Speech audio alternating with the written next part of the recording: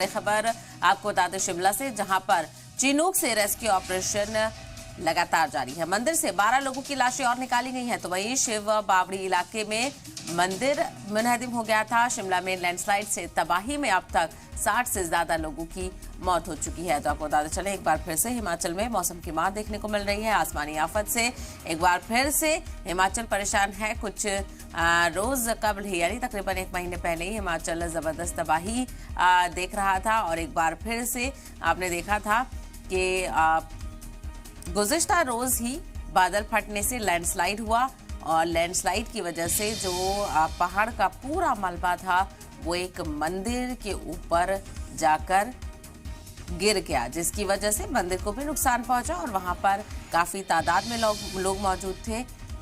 तो काफी जानों का नुकसान भी हुआ है। तो वहीं दूसरी तस्वीर भी आप देख सकते हैं किस तरह से जो घर है वो भी मुनहदिम हुआ है।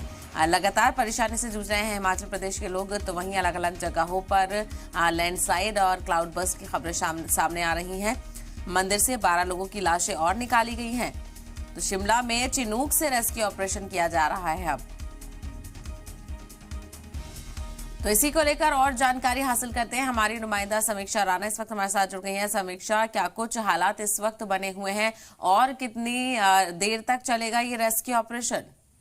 बिल्कुल, देखिए शिमला में इस बार आपदा ने कहर बरपाया है। पहले शिव बावड़ी मंदिर में जहां क्लाउड बर्स्ट के कारण 12 लोगों की जान चली, हालांकि रेस्क्यू अभी जारी है। कल तक 12 लोगों के शव निकाल लिए गए थे, लेकिन अभी तक 10 से 15 लोगों की अन्य फंसे होने की संभावना जो है वो स्थानीय लोगों की ओर से जताई गई है। और वहीं अगर देखिए तो कहीं ना कहीं शिमला में ये आपदा जो है वो थमने का नाम नहीं ले रही है। जैसे ही वहां पर रेस्क्यू ऑपरेशन चल रहा था तो वहीं दूसरी तरफ 6 से 7 घर जो है वो लैंडस्लाइड की जद में आ गया। हालांकि गनीमत ये रही कि घर खाली करवा लिए गए थे प्रशासन के द्वारा, लेकिन उसमें 2 लोगों की जान जो है वो चली गई। देर रात का ये मामला है। और इससे पहले की अगर बात करें तो जब शिव बावड़ी में जहां क्लाउड बर्स्ट हुआ तो वही दूसरी तरफ फागली में